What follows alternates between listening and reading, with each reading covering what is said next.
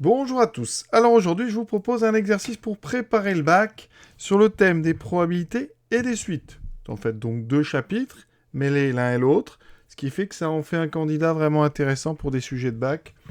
Ici, il est question d'un manchot dans un zoo, et donc son unique activité, le pauvre, c'est l'utilisation d'un bassin aquatique équipé d'un toboggan et d'un plongeoir. Voilà, et on a observé plein de choses qu'on va décrypter en termes de probabilité. Alors les événements ici, donc lors du premier passage, les deux équipements ont la même probabilité d'être choisis. Donc un demi, un demi. 50% pour l'un, 50% pour l'autre. Et après, eh bien donc, on va répéter effectivement. Et donc TN, c'est le manchot utilise le toboggan au nème passage. Et PN, ça sera donc le manchot utilise le plongeoir lors de son énième passage. Et on va essayer de déterminer justement la probabilité de chacun de ces événements. Et on va donc ici, les suites arrivent, créer une suite qui sera la probabilité, UN, c'est probabilité de l'événement TN. La première question, eh bien, c'est justement d'interpréter le texte en termes de probabilité d'événement. Donc on nous demande de donner. Alors donner, ça veut dire que vraiment, il n'y a pas de calcul pour les trouver. Il va falloir les lire dans le texte directement.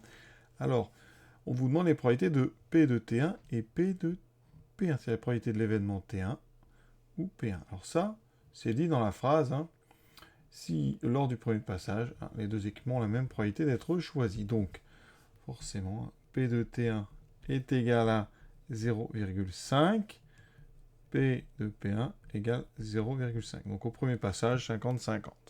Maintenant, probabilité conditionnelle. C'est sympathique, on nous indique qu'elles sont conditionnelles, mais ça se voit tout de suite avec la notation.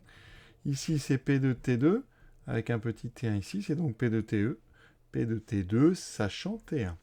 Alors, qu'est-ce qu'on nous dit dans le texte? Est-ce qu'on voit ça?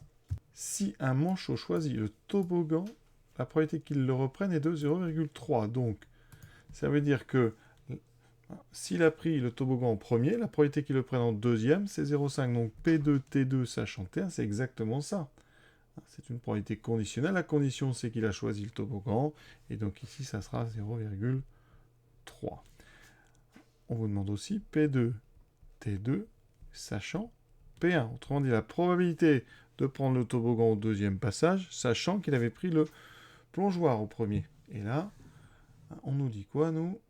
On a une phrase dessous.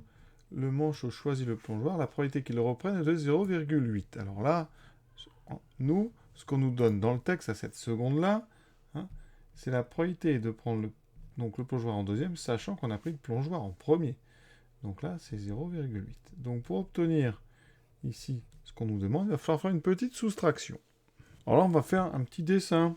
Dans un arbre, vous avez donc P1 qui peut amener à P2 ou T2. Donc la somme de ces deux, ici, petite sous-branche, ça fait 1. Ça veut dire que P de T2 sachant P1, on va mettre plus, donc P2 sachant P1, ça doit faire 1. Ça veut dire que grâce à ça, on va trouver P2 T2 sachant P1, c'est donc 1 moins P2 T2 sachant P2 sachant T1, ça fait 1 moins 0,8, on trouve 0,2. Donc on va le noter. Vous voyez, il y a une petite soustraction quand même à faire pour trouver 0,2. Pour voir plus clair, on va faire un petit morceau de l'arbre. Ici, on a T1, P1, donc 0,5, 0,5. Ensuite, T2, P2, T2, P2. Qu'est-ce qu'on a, nous? Eh bien, on sait que P de T2 sachant T1, donc ici, cette petite sous-branche, c'est 0,3. On sait que P de T2 sachant P1, c'est ici, c'est 0,2. Donc après, par des soustractions, vous voyez, on aurait pu avoir 0,7 ici. Et 0,8, enfin ça c'était dans le texte, on avait d'abord ce 0,8 qui nous donnait ce 0,2. Ensuite, on nous demande dans la question suivante, la valeur de la probabilité de l'événement T2. Alors ici dans l'arbre, T2, vous voyez, c'est très classique, on peut y arriver par deux chemins. Donc on sait que la probabilité d'un événement, c'est la somme des probabilités des chemins qui mènent à cet événement. Et donc ici, eh bien, on va dire que P2, T2, c'est égal à la probabilité du premier chemin, donc celui d'en haut, T1, on passe par T1 puis T2, donc T1 inter T2, plus ici la probabilité du chemin d'en bas, P1 inter T2. Après, c'est une histoire de principe multiplicatif dans un arbre. Ici, quand on circule dans le chemin T1 puis T2, on va faire le produit des probabilités qu'on rencontre. Donc P de T1 fois ici cette probabilité, qui est P de T2, sachant T1. Plus ici, la probabilité de P1, multipliée par la probabilité de T2, sachant P1. Voilà pourquoi on vous a demandé, dans la question d'avant, pour être sûr que vous puissiez avoir des bons résultats et continuer l'exercice. Ça donne donc 0,5 fois 0,3 plus 0,5 fois 0,2. Ici, on peut même factoriser par 0,5 si on veut. Ça fera 0,5 fois 0,3 plus 0,2. Donc 0,5 fois 0,5, ça fait 0,25. Sinon, on décompose 0,15 plus 0,10, ça fait 0,25. Je le note en haut. Voilà, P de T2 égale 0,25. On nous proposait un quart, effectivement, 0,25, c'est bien égal à un quart. Alors, maintenant, on demande de compléter un arbre. Alors, c'est pas exactement le même arbre que celui que j'ai fait. Moi, j'avais fait l'arbre pour T1, T2. Là où on fait l'arbre, pour le passage de Tn à Tn plus 1, Tn à Pn plus 1, etc. Donc, ici, on vous a déjà rempli quelque chose. On nous a mis Un, effectivement. La probabilité, ici, de l'événement Tn, d'après le texte, est ici, c'est bien Un. Donc ici, complémentaire par rapport à 1, on a 1 moins Un. De Tn plus 1 ici, donc cette branche-là, c'est donc Tn plus 1 sachant Tn. C'est notre phrase ici qui est en vert. La probabilité de reprendre le toboggan quand on l'avait déjà pris, c'était 0,3. Et donc on reproduit un peu la même chose qu'on a là pour aller de T1 à T2. Ensuite, on sait que la probabilité de reprendre le plongeoir, sachant qu'on l'avait déjà pris, c'est 0,8. Donc on met 0,8 ici. On aura donc 0,2 ici. Voilà, vous voyez, c'est assez rapide. Question de démontrer que pour tout n supérieur ou égal à 1, un plus 1 égale donc 0,1 un plus 0,2. Alors, on sait que un, c'est P de l'événement Tn. C'est la probabilité de Tn. Donc, un plus 1, c'est la probabilité de Tn plus 1. D'accord? Et on sait que n est supérieur ou égal à 1. Ensuite, dans l'arbre, Tn plus 1, on va faire exactement ce qu'on a fait tout à l'heure pour T2. Il y a deux façons d'arriver à Tn plus 1, soit en passant par Tn, donc Tn inter Tn plus 1, plus Pn inter Tn plus 1. Ça, c'est le chemin. Je vais vous les montrer en couleur. Il y a donc ici, ceci, et ensuite on a le deuxième, comme ceci. D'accord?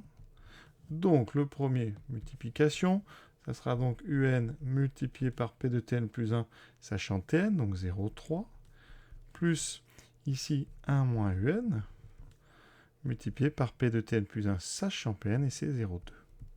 On développe. Donc, j'ai 0,3 un, plus 0,2, moins 0,2 un. 0,3 moins 0,2, ça fait 0,1. Je trouve 0,1 un, plus 0,2. Et c'est ce qu'on voulait démontrer. C'est QFD, évidemment, pour tout n supérieur ou égal à 1, puisque la suite démarre à n égale 1.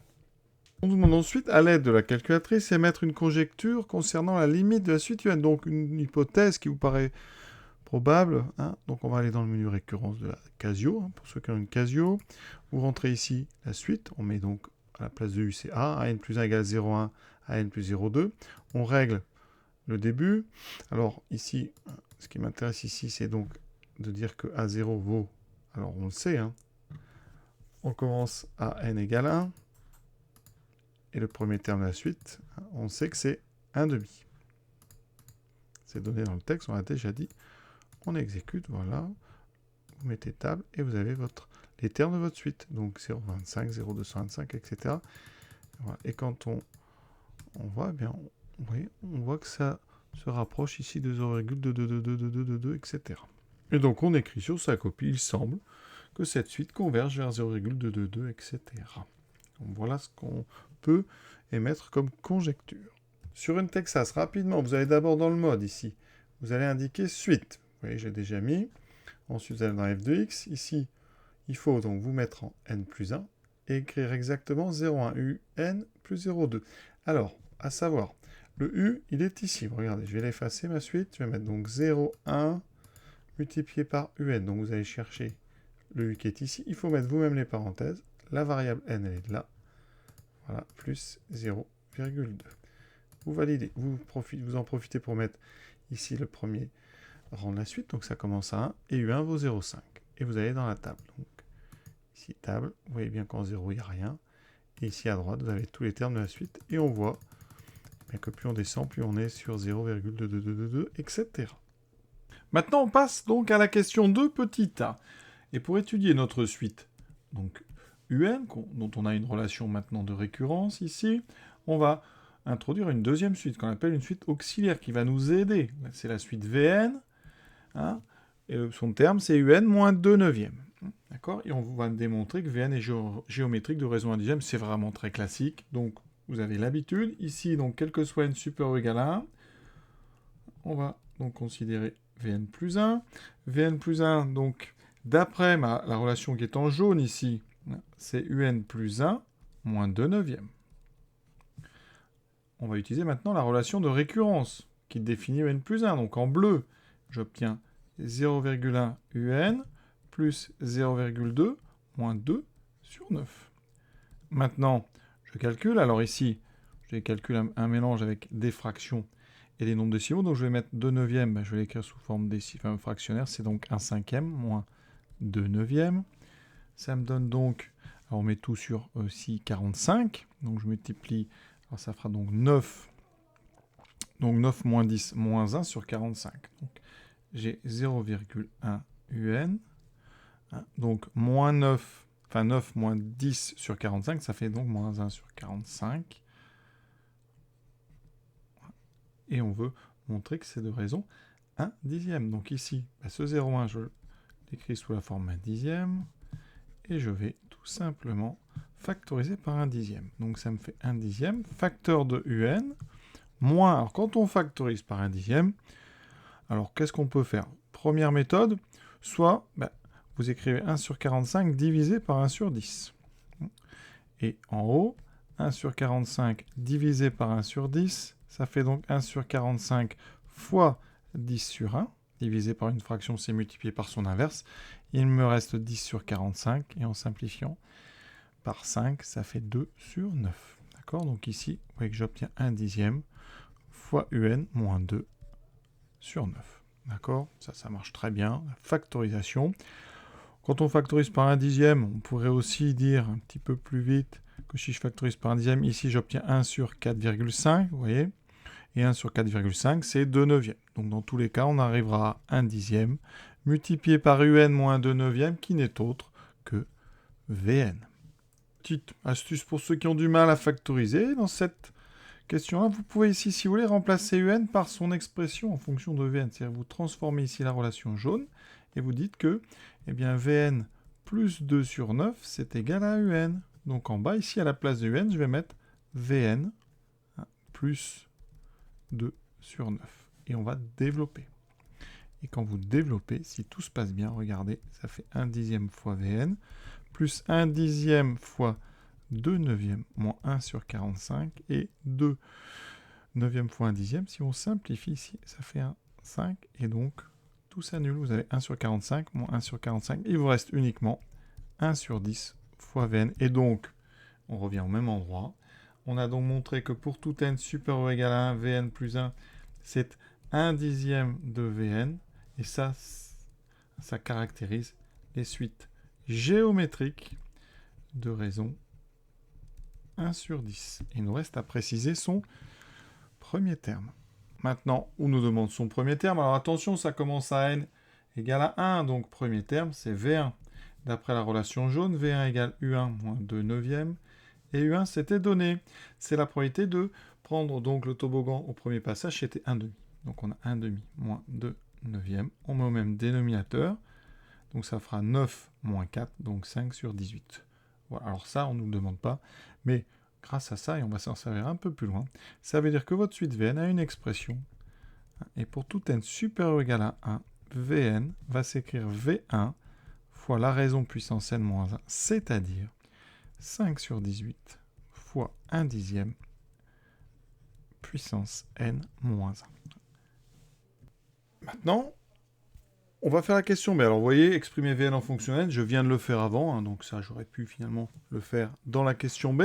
Et grâce à cette expression de Vn, hein, qui vraiment c'est du cours, on va trouver tout de suite l'expression de Un. Regardez ce que j'ai écrit en vert. Bien, on sait que pour tout n supérieur ou égal à 1, Un, c'est égal à Vn plus 2 sur 9. Et Vn, on a son expression, puisqu'on savait que c'était une suite géométrique de raison 1/10. Donc ici, eh bien, on aura 5 sur 18 fois 1/10 puissance n moins 1. Plus le 2 neuvième. Et voici ce qu'on appelle l'expression de Un en fonction de n. Vous voyez, grâce à cette expression, on peut calculer U1, U2, U3. Si vous voulez retrouver, par exemple, U1, eh bien, on remplace n par 1. Vous aurez ici 1/10 puissance 0 qui vaut 1. On aura donc 5 sur 18 plus 2 sur 9. Vous pouvez vérifier. Si on met tout sur 18, on obtient ici 5 plus 4, 9, ça donne 1/2. Et donc, effectivement, on retrouve bien U1. Et comme ça, vous pouvez calculer U2, U3, U4 directement, puisque vous avez l'expression en fonction de n. Maintenant, on va calculer la limite de n. Grâce à cette expression, c'est très simple. 1/10, c'est entre donc 0 et 1. C'est strictement plus petit que 1. Donc, la limite, quand n tend vers plus l'infini de 1/10 puissance n moins 1, ça fait 0. Quand on ait ici n puissance, qu'on ait une puissance n moins 1 ou une puissance n moins 3, ça ne change rien. Quand n va tendre vers plus l'infini, ça tend vers 0. Donc, par multiplication par 5/18, et on ajoute 2 neuvièmes, la limite de Un quand n tend vers plus l'infini, c'est égal à 2 neuvièmes. Et maintenant, ce résultat permet-il de valider la conjecture émise en 1e? On avait dit que la limite, c'était 0,22222, etc. Donc 2 sur 9, ça vaut combien? Eh bien, à la calculatrice, on voit bien que 2 sur 9, c'est 0,2222, etc. On peut, si on veut même, le calculer en posant la division ici. Quand vous faites 2 divisé par 9, on dit, donc ici 2 c'est plus petit que 9, donc on fait ça. On abaisse un 0. Dans 20, combien de fois 9? 2 fois 9, 18. Et vous voyez qu'en faisant la soustraction, on revient sur 2. Donc on rebaisse un 0. Dans 20, combien de fois 9? 2 fois 9, 18. Et etc. à l'infini. On a toujours un reste de 2. Et donc ici, on a toujours des 2. Donc ça, c'est donc à peu près... Donc c'est même égal à... On va l'écrire carrément avec un égal. 0,222. Et quand on a ici répétition, on peut même écrire ça. Il y a une notation en maths, on met une petite barre sous le 2 pour dire qu'on répète des 2 à l'infini à partir de là. Donc, ce résultat confirme, valide la conjecture. Donc, ce résultat, effectivement, valide la conjecture. Et cet exercice est à présent terminé. Je vous souhaite une bonne fin de journée. À très bientôt.